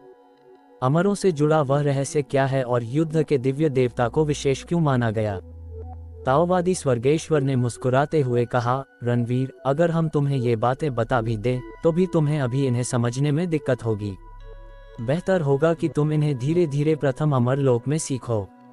स्वर्ग मरम्मत करने वाले कढ़ाई में डूम ने जवाब सुनने के बाद अपनी आंखें घुमाईं। उसने जो बातें सुनी उनमें से केवल एक बात पर ही वह स्पष्ट था। ताओ साधना की 12 कलाओं को सीखने के लिए रणवीर के सामने जो बड़ा खतरा था, उसके अलावा अमरों के उत्तराधिकारी के रूप में उनकी पहचान भी एक बड़ा खतरा बनने वाली थी। इन बूढ़े लोगों के लहजे से यह अनुमान लगाया जा सकता है कि भले ही रणवीर 9 स्वर्गों का सर्वोच्च शासक बन गया हो, फिर भी उसकी पहचान उजागर होने के बाद वह बहुत खतरे में होगा। रणवीर, मुझे बस इतना ही कहना है, बाकी बातें स्वर्गेश्वर और गगन तुम्हें बताएंगे। अब मेरे जाने का समय हो गया है। स्वर्गीय गुरु कोमेश ने रणवीर के कंधे पर थपथपाया और कहा, यहाँ से आगे तुम्हारी यात्रा अधिकांश असाधारण प्रतिभाओं से कहीं अधिक कठिन होने वाली है। मैं उस दिन का बेसब्री से इंतजार कर रहा हूँ जब हम प्रथम अमर लोक में मिलेंगे। वाक्य पूरा करने के बाद वह धीरे धीरे हवा में गायब हो गया। बच्चे, तुम तो वाकई कमाल हो। जब मुझे स्काई ताइहुआन संप्रदाय का कुलपति नियुक्त किया गया था, तब सीनियर कोमेश ने मुझसे इतनी बात भी नहीं की थी। सुप्रीम गगन हंसा। वह बैठ गया और अपना चेहरा सीधा करते हुए बोला, क्या तुम पहले अमर लोक में जाने के लिए तैयार हो? रणवीर ने सिर हिलाया। पहला अमर लोक 9 स्वर्गों के 33 अमर लोकों में सर्वोच्च है। प्रथम अमर लोक को छोड़कर शेष 10 अमर लोक मिलकर भी इसकी तुलना में कुछ नहीं है। यह एक ऐसा स्थान है जिसकी कई साधकों को लालसा रही है। सुप्रीम गगन ने कहा, हालांकि चूंकि आप हाल ही में 9 स्वर्ग अमर क्षेत्र में आए हैं, इसलिए मुझे यकीन है कि आप पहले अमर क्षेत्र और 9 स्वर्ग अमर क्षेत्र के बारे में ज्यादा नहीं जानते हैं। आज आपके आधे स्वामी के रूप में मैं आपको एक व्याख्यान दूंगा। ताओवादी स्वर्गेश्वर मुस्कुराते हुए किनारे पर चाय पी रहे थे। धन्यवाद वरिष्ठ, रणवीर ने कहा। वर्तमान में 14 सर्वोच्च ताओवाद गुटों और दूसरे और तीसरे छोटे अमर क्षेत्रों में 100 महान प्राचीन जनजातियों ने पहले अमर क्षेत्र में अपना प्रभाव स्थापित कर लिया है। इसके अलावा प्रत्येक अद्वितीय शासक 9 स्वर्गों के सर्वोच्च या यहाँ तक कि इन दुर्जय गुटों के वरिष्ठ कोमेश जैसे मास्टर क्षेत्र के साधक अक्सर प्रथम अमर क्षेत्र का दौरा करेंगे, सुप्रीम गगन ने कहा। रणवीर चौंक गया। इससे ये संकेत मिलता है कि प्रथम अमर क्षेत्र में कई विशेषज्ञ और गुट थे, जिसके परिणामस्वरूप स्थिति काफी जटिल हो गई थी। ऐसा क्यों? रणवीर उलझन में था। आप जानते हैं कि हमारे साधना स्तरों की प्रत्येक बड़ी उन्नति कितनी कठिन है। हमें एक शानदार दृश्य और एक महान सौभाग्यपूर्ण मुठभेड़ की आवश्यकता होगी। हालांकि अन्य लघु अमर लोकों में अमर के रूप में आरोहण करना या अद्वितीय शासक बनना अभी भी संभव है, लेकिन प्रथम अमर लोक ही एकमात्र ऐसा स्थान है जहां 9 स्वर्गों के सर्वोच्च या यहां तक कि दाव के स्वामी बनने के लिए सौभाग्यपूर्ण मुठभेड़ें होती हैं। सुप्रीम गगन की आंखें आश्चर्य से चमक उठीं। सामान्यतः उसे अगले 100 वर्षों तक कुलपति बने रहना पड़ता, लेकिन वह 9 स्वर्गों के सर्वोच्च क्षेत्र के शिखर पर बहुत लंबे समय तक रहा। वह शीघ्र ही मास्टर दायरे को प्राप्त करने का अवसर खोजने के लिए प्रथम अमर दायरे का दौरा करने जा रहा था। 9 स्वर्गों के अमर लोकों में एक अद्वितीय शासक को एक अधिकारी माना जाता था, जबकि 9 स्वर्गों का सर्वोच्च शासक अनगिनत लोगों से सम्मान अर्जित करते हुए स्वतंत्र रूप से घूमने में सक्षम था। हालांकि केवल वे लोग ही दुनिया को आश्चर्यचकित करने में सक्षम थे जिन्होंने दाव में महारत हासिल की थी। इसके अलावा प्रथम अमर क्षेत्र में कई प्राचीन और शक्तिशाली गुट हैं। वे सर्वोच्च ताओवादी गुटों और प्राचीन जनजातियों की तुलना में अधिक शक्तिशाली और साधन संपन्न हैं। सुप्रीम गगन ने जब रणवीर को अपनी ओर घूरते देखा तो वह कुछ देर के लिए रुक गए। उन्होंने अपना स्वर बदलते हुए कहा, लेकिन यह मेरे लिए समझाने के लिए बहुत जटिल है। जब आप प्रथम अमरलोक में जाएंगे तो आपको इसका अर्थ समझ आ जाएगा। रणवीर के होंठ मुड़ गए। तो फिर उसे बताने का क्या मतलब था? बेकार कमीने, जाओ, यहाँ समय बर्बाद करना बंद करो।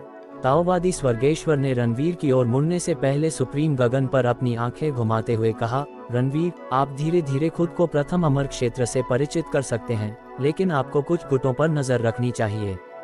रणवीर ने अपनी मुट्ठियां एक साथ बांधी और कहा, वरिष्ठ, कृपया मुझे समझाएं। ताओवादी स्वर्गेश्वर ने अपना चेहरा सीधा किया और कहा, अमर लोगों के उत्तराधिकारी के रूप में आपकी पहचान 9 स्वर्गों के अमर लोकों में व्यापक रूप से फैल गई है। कई गुट अब इसके बारे में जानते हैं, इसलिए प्रथम अमर लोक का प्राचीन निषेध आपको खत्म करने के लिए कुछ भी करने वाला है। मुझे यकीन है कि आप ये पहले से ही जानते हैं। उनके अलावा आपको स्वर्ग विकर्षक प्राचीन संप्रदाय, 100 महान प्राचीन जनजातियों में से वेगु जनजाति, शिदाओ जनजाति जिसे शीर्ष 3 प्राचीन जनजातियों में से एक माना जाता है, और मुमिन संप्रदाय के लोगों से सावधान रहना चाहिए। ताओवादी स्वर्गेश्वर ने रणवीर के चेहरे पर उलझन भरी नजर देखकर आगे बताया, हर गुट और विशेषज्ञ के पास कुछ न कुछ चीजें होती हैं जिनकी उन्हें तलाश होती है। ये गुट अपने गुप्त उद्देश्यों के कारण अमरों से जुड़ी हर छोटी बड़ी बात पर विशेष रूप से ध्यान देते हैं। मुमिन संप्रदाय और वेंगु जनजाति ठीक हैं, लेकिन अन्य 3 गुट निश्चित रूप से अपनी चाल चलेंगे जब आप प्रथम अमर क्षेत्र में चले जाएंगे। रणवीर ने सिर हिलाया। डूम को अपने नुकीले दांतों में दर्द महसूस हुआ। कुछ दुर्जय गुट पहले से ही रणवीर पर अपनी निगाहें गड़ाए हुए थे, इससे पहले कि वह प्रथम अमर क्षेत्र में जाता। मैंने तुम्हें सब कुछ बता दिया है। तुम्हें कुछ दिन संप्रदाय में ही रहना चाहिए। एक और बात है जो तुम्हें जाननी चाहिए। यदि यह हमारी क्षमता के भीतर है तो स्काई ताइहुआन संप्रदाय आपको मदद करने में संकोच नहीं करेगा। ताओवादी स्वर्गेश्वर ने एक विचारशील भाव धारण किया, जैसे कि वह सब कुछ देख सकता हो। मैं आपकी दयालुता की कद्र करती हूँ। मैं इसे जिंदगी भर नहीं भूलूंगी, रणवीर ने सख्ती से कहा। मुझे आशा है कि जब आप मजबूत हो जाएंगे तो आपको अपने शब्द याद रहेंगे। सुप्रीम गगन ने आंखें घुमाईं और कहा, ये बैज ले लो। हमारे गुट का प्रथम अमर क्षेत्र में ज्यादा प्रभाव भले ही न हो, लेकिन हमारे पास अभी भी वहां बहुत सारे विशेषज्ञ हैं। जरूरत पड़ने पर वे तुम्हारी जान बचा सकते हैं। रणवीर ने बैज प्राप्त किया और सुप्रीम गगन के साथ ताइहुआन के दायरे में लौट आया। अगर आपको कहानी पसंद आई हो तो लाइक, थम्स अप का चिन्ह, शेयर और सब्सक्राइब बेल करना मत भूलें। मिलते हैं अगली कहानी में, यहीं माय नॉवल रूम पर 1।